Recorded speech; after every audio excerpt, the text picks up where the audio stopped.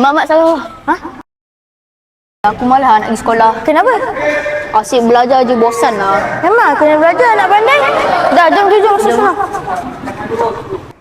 Erik, tolong ambil kapur dekat bilik guru. Baik, cikgu.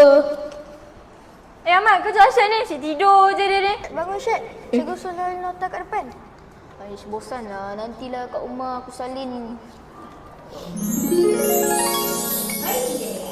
Itu yang pertama, cara, perasaan, jarak, Bising lah. sifat, Mana semua orang ni? warna, ukuran, Wah, ada bentuk, televisyen lah. dan terakhir sekali panca indera. Oh, boleh belajar pakai televisyen eh? Kata adjektif yang pertama ialah Wah, dalam perpustakaan pun ada laptop lah.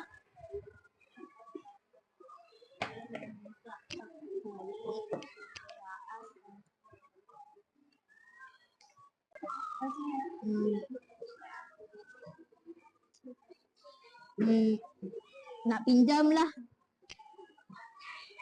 Adik, nak pinjam buku ni. Macam mana? Nak pinjam kena scan dulu, nanti saya buat. Yang satu ni baca buku. Yang lagi satu ni pakai laptop buat apa? Dekat perpustakaan pun boleh main game tau dalam laptop. Awak buat apa tu? Yelah, kan sekarang kau pakai scan je nak pinjam buku.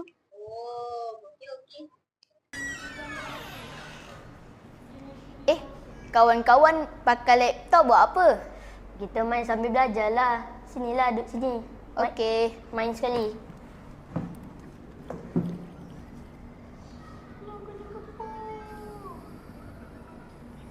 Selalu bergaduh.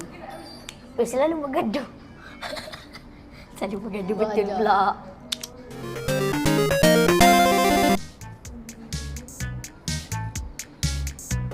Asyad. Oh Asyad. Asyad bangun Asyad. Asyad bangun. Aku kat mana ni? Kat kelas lah. Oh, tadi aku mimpi. Mimpi apa? Aku mimpi. Borak apa ni? Mana buku kau? Cikgu suruh salin ni. Oh, yeah. Buat nota. Aku ada ide. Weh, jom buat peta writing. Peta writing?